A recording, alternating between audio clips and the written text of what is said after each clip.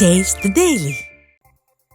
கோவை மாவட்டம் பொள்ளாச்சி அடுத்த ஆனைமலை உள்ளாட்சியை நல்லாட்சி என பறைசாற்றிய திமுக உண்மையில் அதனை சாக்கடை ஆட்சியாக மாற்றியதாக மக்கள் குற்றம் சாட்டியுள்ளனர்.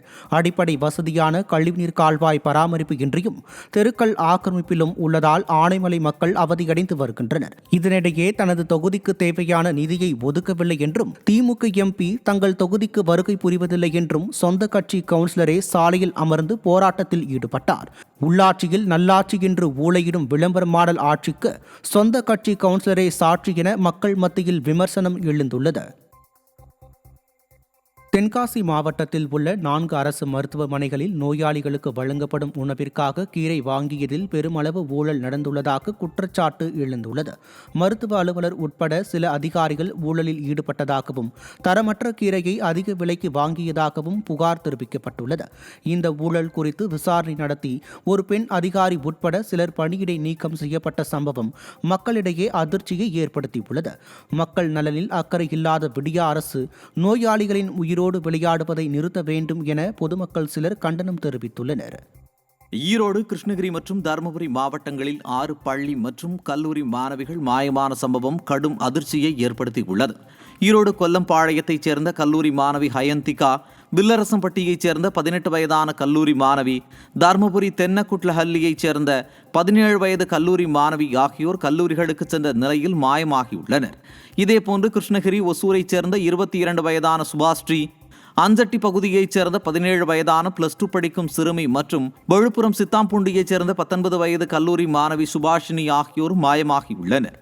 தமிழகத்தில் சட்டம் ஒழுங்கு சீர்கெட்டுள்ளதற்கு இந்த சம்பவங்களை எடுத்துக்காட்டு என மக்கள் கடும் கண்டனம் தெரிவித்துள்ளனர். ISIS அமைப்பிற்கு ஆள் சேர்த்த வழக்கில் தமிழகத்தில் 4 பேர் பிடிபட்டனர். தடை செய்யப்பட்ட இயக்கமான ISIS அமைப்பிற்கு ஆள் சேர்க்கும் நடவடிக்கைகளின் பல்வேறு அமைப்புகள் ரகசியமாக ஈடுபடுவதாக தேசிய புலனாய்வு முகமைக்கு புகார் வந்தது. அதன்படி சென்னை, திண்டுக்கல், கோவை உள்ளிட்ட பல்வேறு இடங்களில் நடைபெற்ற விசாரணையில் சென்னை பாலவாக்கத்தைச் சேர்ந்த ஷேக் தாவூத், திண்டுக்கல்லைச் சேர்ந்த ராஜா முகமது, கோவையைச் சேர்ந்த ஜவஹர் சாதிக் மற்றும் அகமது அலி ஆகியோர் பிடிபட்டனர். ISIS அமைப்பிற்கு ஆள் சேர்த்ததாக இவர்கள் மீது வழக்கு பதிவு செய்யப்பட்டுள்ளது. மேலும் கடந்த 2022ஆம் ஆண்டு கோயம்புத்தூரில் நிகழ்ந்த கார் குண்டுவெடிப்பு வழக்கிலும் இவர்களுக்கு தொடர்பு இருக்கலாம் என சந்தேகிக்கப்படுகிறது. விடிய ஆட்சியின் நிர்வாக தோல்விக்கு சாட்சியாக தஞ்சாவூர் மாவட்டம் திருவிடைமருதூர் அருகே பொம்மை முதலமைச்சர் திறந்து வைத்த ஊராட்சி மன்ற அலுவலகம் 4 நாட்களிலேயே சேதமடைந்த அவலம் அரங்கேறியுள்ளது. சூரியனார் கோவில் ஊராட்சியில் 30 லட்சம் ரூபாய் மதிப்பீட்டில் அமைக்கப்பட்ட ஊராட்சி மன்ற அலுவலக கட்டடத்தை தஞ்சைக்கு வந்த ஸ்டாலின் திறந்து வைத்தார். இந்நிலையில் திறந்து வைக்கப்பட்டு 4 நாட்களே ஆன நிலையில் கட்டிடத்தின் மேல் பூச்சு பெயர்ந்து விழுந்துள்ளது. விளம்பரத்திற்காக மட்டுமே திமுக ஆட்சி நடத்துகிறது என்பதற்கு இந்த தரமற்ற கட்டிடமே சாட்சி என கிராம மக்கள் விமர்சித்துள்ளனர். 16/6/2025 தமிழக முதலமைச்சர் அவர்களாக தஞ்சாவூரில் நடந்த காணொலி காட்சி மூலியமாக திறக்கப்பட்டது. அந்த திறக்கப்படுறதுக்கு 2 நாளைக்கு முன்னாடி வெள்ளிக்கிழமை அன்னைக்கு அந்த கட்டடம் ஒரு முறை இடிஞ்சு விழுந்துருச்சு. இப்போ மீண்டும் இன்னைக்கு இடிஞ்சு விழுந்துருச்சு. இடிஞ்சு விழுந்துகிட்டே இருக்கு, ஒரு நாள் இடிஞ்சு விழுந்துகிட்டே இருக்கு. ரிப்பேர் பார்த்துக்கிட்டே இருக்காங்க. இந்த கட்டடம் தரமா இருக்கா இல்லையான்னு எங்களுக்கு பெரிய சந்தேகமா இருக்கு.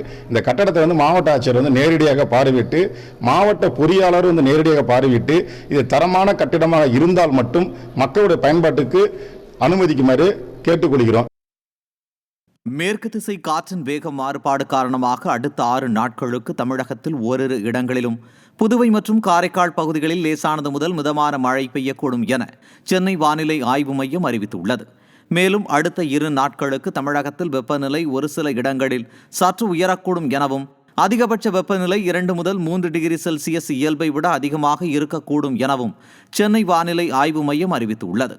சென்னை மற்றும் புறநகர் பகுதிகளில் வானம் ஓரளவு மேகமூட்டத்துடனும் காணப்படும் எனவும் நகரின் ஒரு சில பகுதிகளில் இடி மின்னலுடன் லேசானது முதல் மிதமான மழை பெய்யக்கூடும் எனவும் வானிலை மையம் அறிவித்துள்ளது. தமிழக கடலோர பகுதிகளான தென் தமிழக கடலோர பகுதிகள், மன்னார் வளைகுடா மற்றும் அதனை ஒட்டிய குமரிக்கடல் பகுதியில் அடுத்த 4 நாட்களுக்கு சூறாவளி காற்று வீசக்கூடும் என்பதால் மீனவர்கள் அப்பகுதிக்கு செல்ல வேண்டாம் என சென்னை வானிலை ஆய்வு மையம் எச்சரித்துள்ளது.